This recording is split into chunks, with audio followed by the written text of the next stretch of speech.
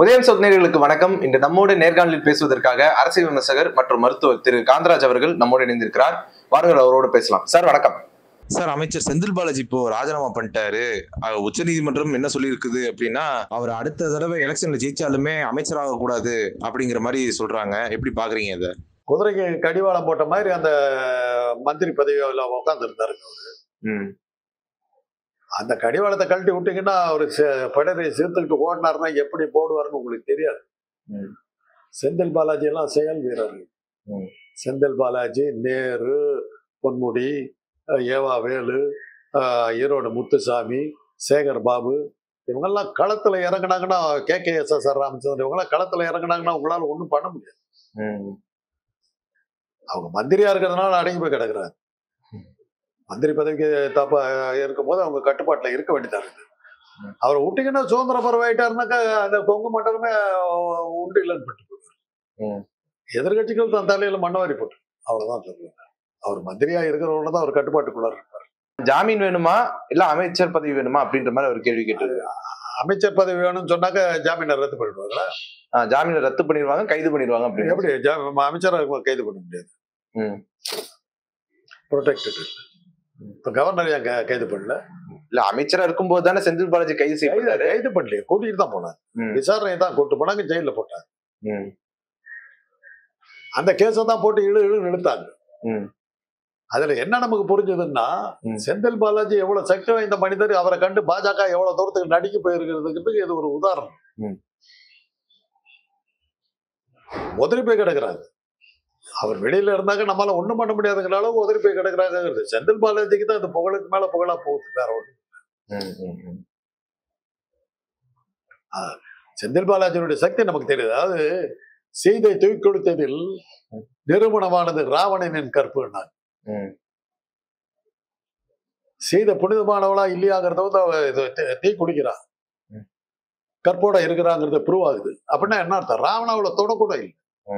ஆக ராவணன் எவ்வளவு பெரிய யோகியங்கிறது அதுல ப்ரூவ் ஆச்சு. அதைத்தான் எழுதினாங்க. சீதையை தூக்கி கொடுத்ததில் நிரூபணமானது ராவணனின் கற்பு. அது மாதிரிதான் இந்த நீதிமன்ற இந்த தீர்ப்புகள் மூலமாக வந்து செந்தில் பாலாஜியினுடைய சக்தி எவ்வளவுங்கிறது நமக்கு புரியுது. அவரை கண்டு பாஜக நடுங்குது. அவ்வளவுதான். செந்தில் பாலாஜிக்கு வாழ்த்துக்கள். நீதிமன்றம் அத்தனை பத்தி அமலாக்கத்துறை எல்லாத்து கண்ணிலையும் வரல விட்டு ஆட்டிட்டு இருக்கிறீங்க.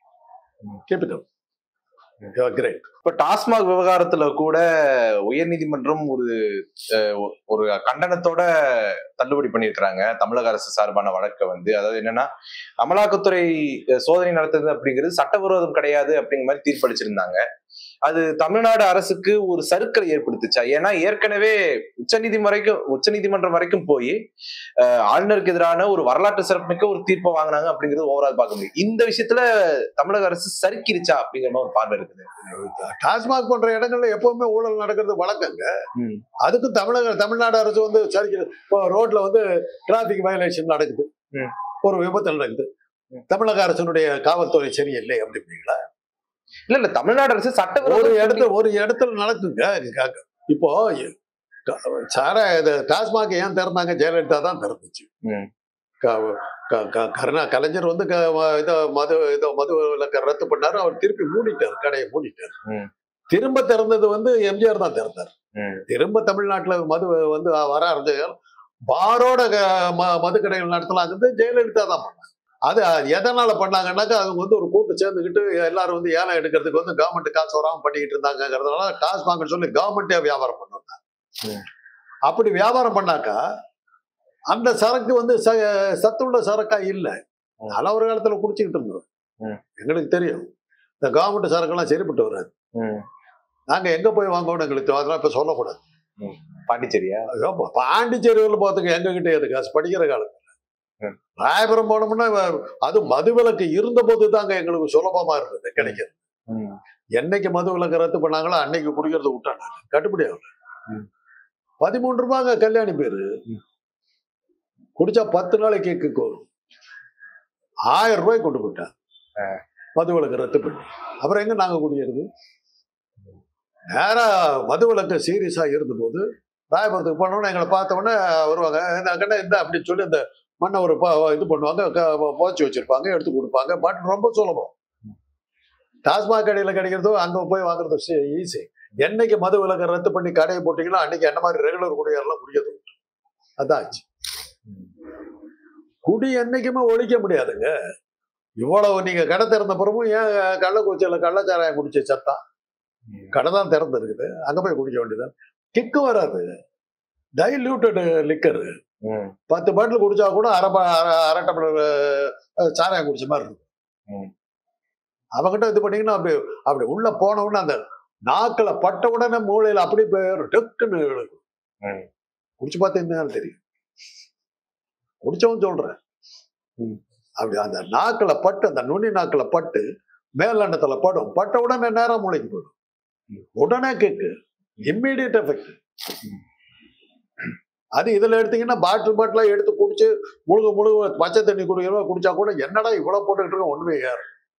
வடிவில் ஒரு படத்துல சொல்லுவாரு, 2 ஃபுல் அடிச்சுக்கிறோம், 1 தேங்கான என்னடா வைக்கிறேன் அப்படின்னு ஒரு இதுல பிராந்தி கடையில போய் இது போயிடும். அது மாதிரி அந்த கவர்மெண்ட் விற்கிற சரக்குல கிக்கே இருக்கு. அதனாலதான் கள்ளச்சாராயங்கள் வருது. அதுல என்னென்னவெல்லாம் போடுவாங்க, அதெல்லாம் வாயால சொல்ல முடியாது. அதெல்லாம் சொன்னாக்கா எப்படிடா இதெல்லாம் குடிக்கிறீங்கன்னு கேட்பீங்க. அந்த காலத்து பேட்டரி அதுல ஜிங்க் கவர் பண்ணிருக்கும், அந்த துத்தநாகம் பிளேட் இருக்கும். அதை உடைச்சு அதை தூளாக்கி அதை போடணும். அதை போட்டு சில புழுக்கள்லாம் இருக்கும், அந்த புழுவெல்லாம் அதுல போடுவாங்க.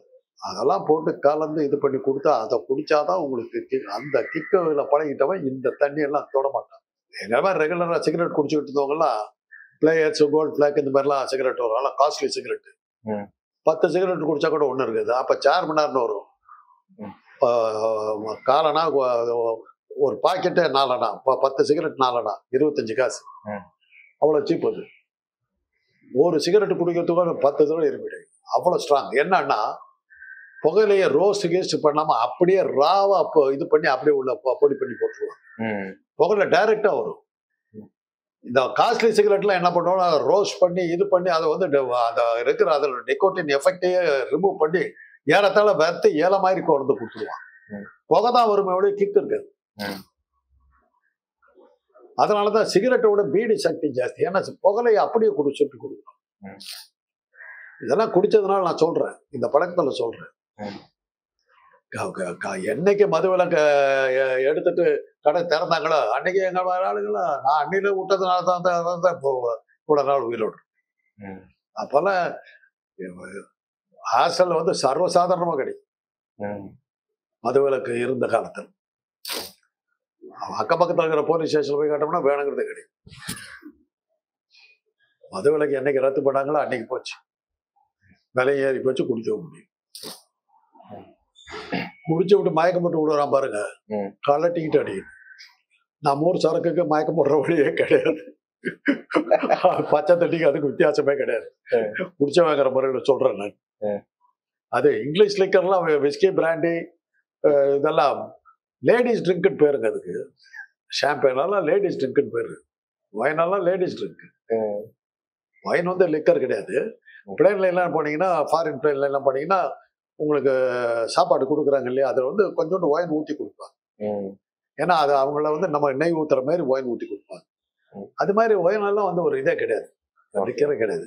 அதே மாதிரி வந்து இந்த சில ரம் இதெல்லாம் ரம்மெல்லாம் வந்து கொஞ்சம் கிக்க ஜாஸ்தி. அது மாதிரி காக்டெயில்னு இருக்குது, ஜமைக்கா, லாந்திரன், மிஷன் பிளடி மேரி, இது மாதிரி பிளடி மேரி, இந்த மாதிரி எல்லாம் நிறைய இருக்குது. அந்த அதெல்லாம் குடிச்சிங்கன்னா உங்களுக்கு ஒண்ணுமே தெரியாது. பிளடி மேரி எல்லாம் அந்த ரிம்மில் வந்து அந்த கிளாஸ் டம்ளர்ல உப்பும் கொஞ்சம் தக்காளி இதுவும் சேர்த்து இது பண்ணி அது அந்த ரம்மோட அது உள்ள வரும்போது அந்த டேஸ்ட் அவ்வளோ நல்லா இருக்கும். சர்பத்து குடிக்கிற மாதிரி இருக்கு, குடிச்சுக்கிட்டே இருக்கணும். அதெல்லாம் உங்களுக்கு சொல்லி கெடுக்க கூடாது. சொல்றேன், எதுக்காக சொல்றேன்னா இந்த சில விஷயங்கள்லாம் வந்து இந்த என்ன கேட்டீங்க, டாஸ்மாக் ஊழல். இதை வந்து நீங்க என்னதான் பெண்கள் வந்து இது பண்றாங்க, நீங்க பெரும்பாலான இந்த மாதிரி கள்ளச்சாராயம் விற்கிற இடத்தெல்லாம் போய் பாருங்க, பெண்கள் தான் அதுல முதலாளிகளா இருக்கும். ஐநாவரத்துல மது விலக்கு சீரியஸா அண்ணா இருந்த போது வந்தது. திமுக ஆட்சிக்கு வந்தோடனே அண்ணா வந்து மது விலக்கு ரத்து பண்ணிட்டு வந்தாரு. அவர் என்ன கிளீனா சொல்லிட்டாரு, மது குடிப்பவர் மூலமாக வருகின்ற வருமானம் குஷ்டரோகியின் கையில் கிடைக்கும் வெண்ணெய் மாதிரி தொட மாட்டேன். அப்பதான் வந்து ஐநாவரத்துல 40 பேருக்கு மேல இறந்து போனாங்க கள்ளச்சாராயம் குடிச்சு. நான் ஸ்டாண்டில் ஒர்க் பண்ணிட்டு இருக்கேன் அந்த டைம்ல. பாடியா கொண்டு வந்து போடுறாங்க எல்லாம் சாராயம் குடிச்சு 40 பேருக்கு மேல இருந்தாங்க.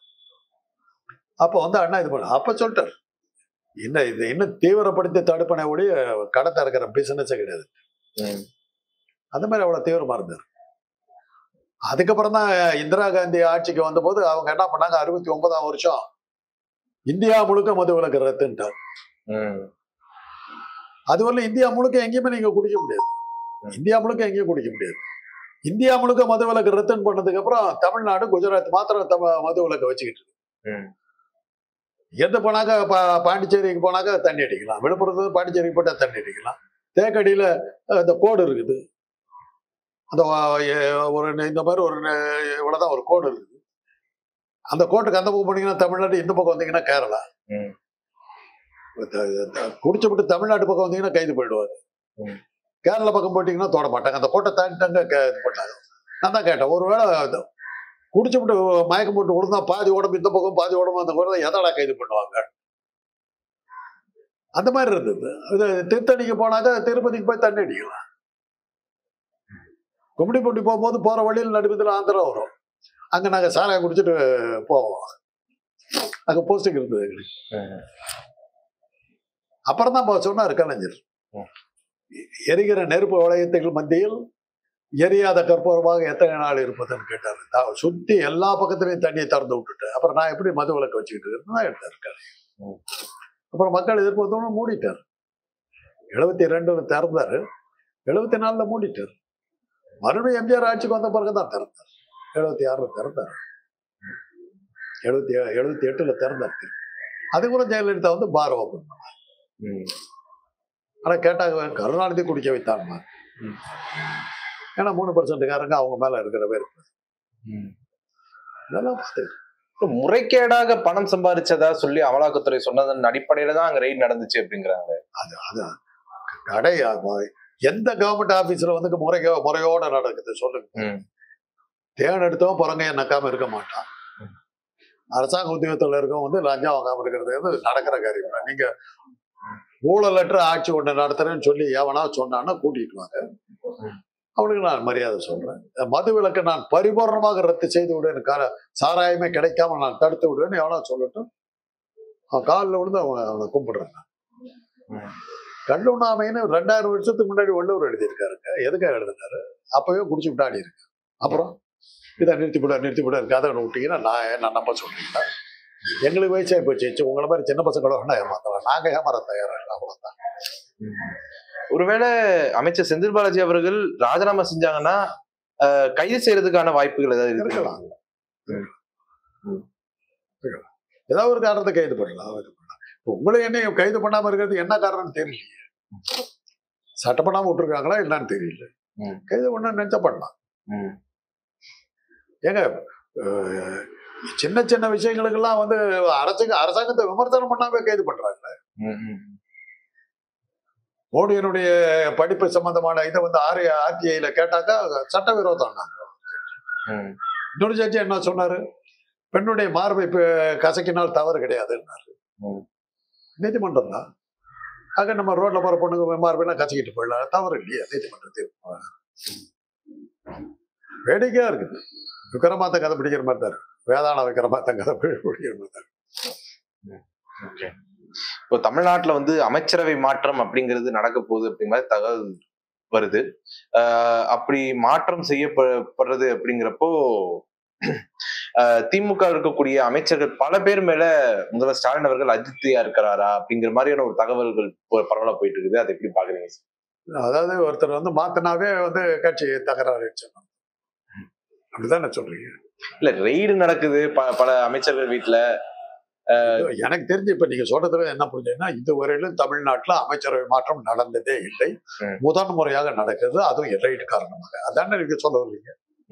Right, okay. அப்படின்னா சரி, நீங்க சொன்னது ரைட். அப்ப அப்படியாக இதுவரை தமிழ்நாட்டுல இருந்த எந்த மந்திரி சபையிலுமே மந்திரி சபை மாற்றம் நடக்கவே இல்லை.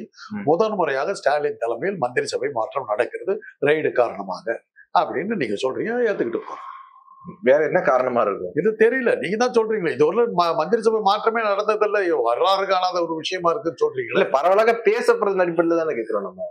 மந்திரி சபை மாற்றங்கிறது எப்பவுமே உண்டு. இலாக்காக்களை மாத்துவாங்க, சில மந்திரிகளை டிராப்பே பண்ணுவாங்க. அதெல்லாம் ஒண்ணும் அது முதலமைச்சருடைய இதுல இருக்கு. எங்க அண்ணனை வந்து ஜெயலலிதா வந்து மந்திரி பதவியில வந்து நீக்கிச்சு. என்ன காரணம் நான் வெளியே சொல்ல முடியாது.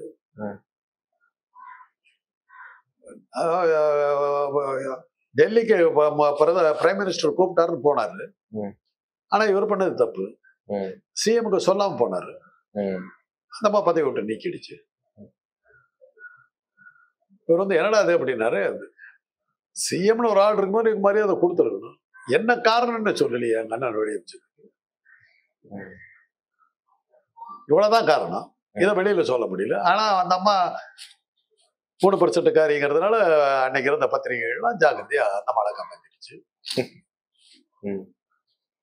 தானே நடந்தது. ஏன் மாத்துறாங்க எது பார்த்தா அதே மாதிரிதான் இந்த அம்மா ஆட்சியில வந்து பல பேரை மந்திரி பதவியில நீக்கிச்சு. ஏன் நீக்கிச்சுன்னு யாருக்குமே தெரியாது. எங்க அண்ணனுக்கு பதிலாக விஸ்வநாதனை போட்டுச்சு. விஐடி பல்கலைக்கழக வேந்தரா இருக்காரு. அந்த விஐடி விஸ்வநாதன் தான் அந்த பதவிக்கு வந்தாரு. அவரே 3ஆவது தூக்கி பிடிச்சு. ஏன் தூக்கிச்சு? அப்பதான் எபிகேஎஸ் இளங்கோவன் கிளீனா சொன்னாரு, இதை வந்து அரசு அலுவலகங்களை எல்லாம் செக்ரட்டேரியட்ட குயின் மேரிஸ் காலேஜுக்கு மாத்தலாம் அப்படின்னு சொல்லி நம்ம பிளான் பண்ணிச்சு.